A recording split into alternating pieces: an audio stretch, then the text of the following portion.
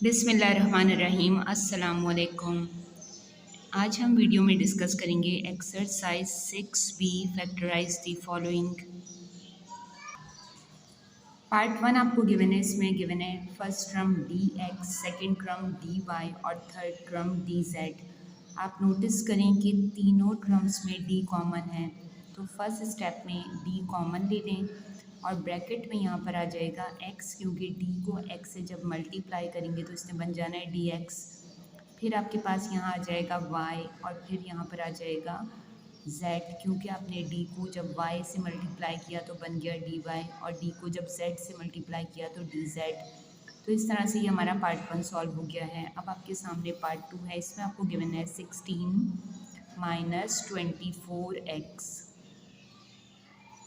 तो यहाँ पर एक ऐसा नंबर पिक करें जो दोनों में कॉमन हो। तो अगर हम 16 को ब्रेक कर दें और हम यहाँ पर लिख दें 8 × 2, तो हमें मालूम है 8 1 = 8 एंड 8 2 बनता है 16।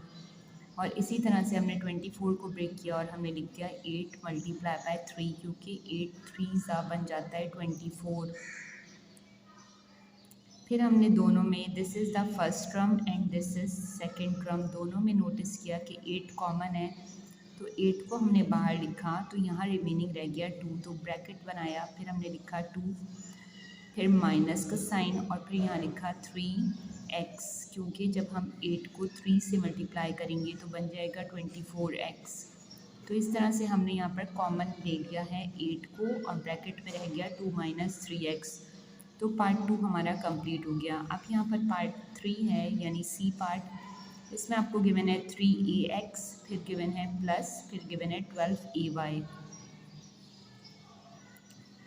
नेक्स्ट क्वेश्चन में यहाँ पर 3ax फर्स्ट टर्म है और 12ay सेकेंड टर्म है, तो हमने यहाँ पर कॉमन लेना है। अब a तो हमें कॉमन नज़र आ रहा है दोनों में, इसी तरह से यहाँ पर 3 भी कॉमन नज़र आ रहा है।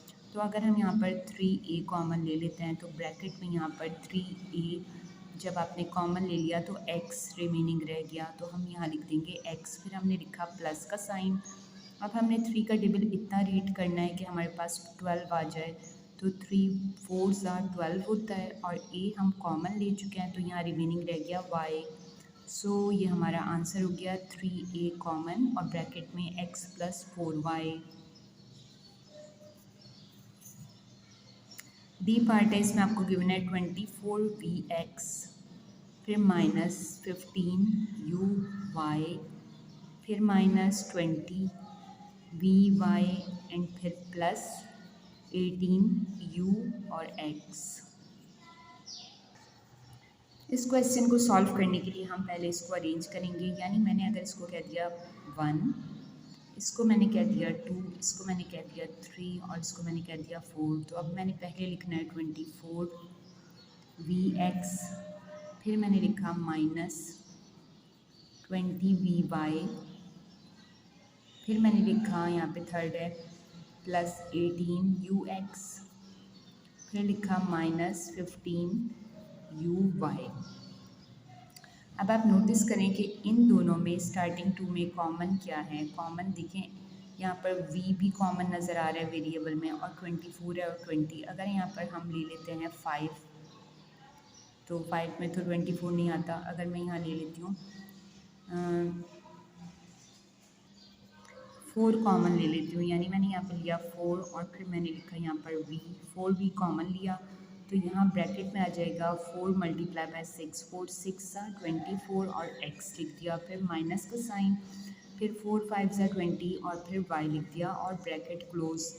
अब इन दोनों में 18ux - 15uy है। अब हमने यहाँ से भी कॉमन लेना है। अगर मैं यहाँ पे ले लेती हूँ +3 और यहाँ पर u है और यहाँ पर भी u है, u भी मैं कॉमन ले लेती हूँ, तो यहाँ पर ब्रैकेट में आ जाएगा 3 × 6, 3 6 18 और फिर ब्रैकेट में x रह जाएगा, फिर माइनस, फिर 3 5 15 और यहाँ ब्रैकेट में y।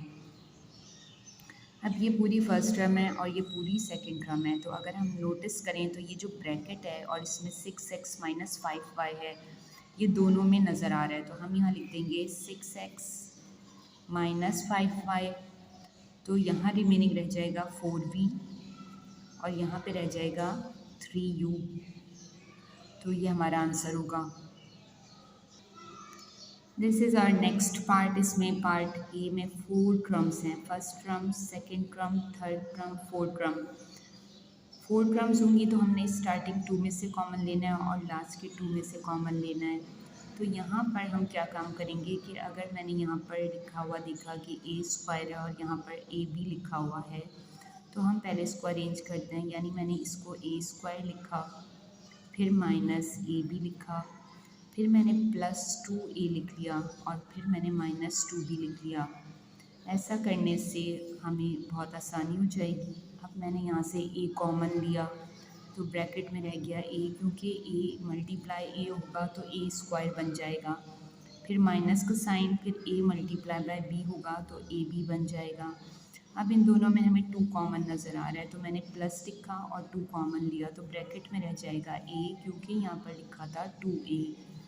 फिर माइनस का साइन और फिर यहाँ से 2 कॉमन ले चुके हैं तो यहाँ ब्रैकेट में रह जाएगा b, क्योंकि प्लस माइनस माइनस होता है। अब ये पूरी फर्स्ट टर्म है और ये पूरी सेकेंड टर्म है तो हमने यहाँ पर लिख देना है a माइनस बी ब्रैकेट में और रिमेनिंग यहाँ पर ब्रैकेट में रह जाएगा a और यहाँ पे रह जाएगा +2। सो ये हमारा कंप्लीट क्वेश्चन सॉल्व हो गया है। This is our next question और इसमें कहा गया है फैक्टराइज द फॉलोइंग। अब पहले जो क्वेश्चन थे उसमें 2 टर्म्स थी या 4 टर्म्स थी, लेकिन इस क्वेश्चन में हमें 3 टर्म्स नज़र आ रही हैं। तो 3 टर्म्स को हमने सॉल्व करना है तो उसके लिए हम क्या काम करेंगे कि हमने फर्स्ट टर्म को एज इट इज़ लिख देना है, यानी x² लिखा और 9 को भी हमने यहाँ पर एज इट इज़ लिख दिया। अब मिड में टर्म है 6x, इसको हमने 2 पार्ट्स में ब्रेक कर लेना है, लेकिन उससे पहले हम यहाँ पर 9 का एलसीएम ले लेंगे और फिर आपने 9 का इसका एलसीएम सॉल्व करना है। जब आपने 9 का एलसीएम सॉल्व किया तो यहाँ पे 3 multiply by 3 9 and 3 multiply by 1 3, यानी आपके पास प्राइम फैक्टर्स आ गए 3 एंड 3। तो आपने इन प्राइम फैक्टर्स को यूज़ किया और यहाँ पे लिख दिया +3x एंड +3x और साइन यहाँ पे प्लस का है क्योंकि 9 के साथ प्लस था।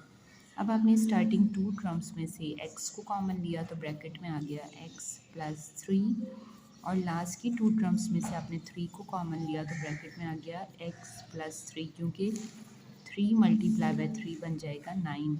अब आपने नोटिस किया कि ये पूरी फर्स्ट टर्म है, ये पूरी सेकंड टर्म है, दोनों में x +3 कॉमन है तो आपने यहाँ लिखा x +3 और यहाँ रिमेनिंग ब्रैकेट में रह गया x और यहाँ रिमेनिंग ब्रैकेट में रह गया 3।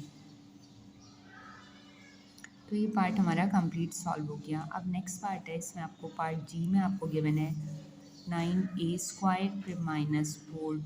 यहाँ पर 2 टर्म्स तो आपको गिवन है लेकिन इसमें कुछ कॉमन नहीं गिवन, लेकिन मिड में साइन माइनस है तो मीन्स कि फर्स्ट टर्म का स्क्वायर माइनस का साइन और सेकंड टर्म का स्क्वायर। तो फर्स्ट टर्म में यहाँ पे लिखा 3a और यहाँ पर लिखा 2, क्योंकि मालूम है हमें 3 का स्क्वायर 9 होता है और 2 का स्क्वायर 4 होता है। हम यहाँ पर फॉर्मूला यूज़ कर रहे हैं a² - b² का, जो इक्वल होता है a+b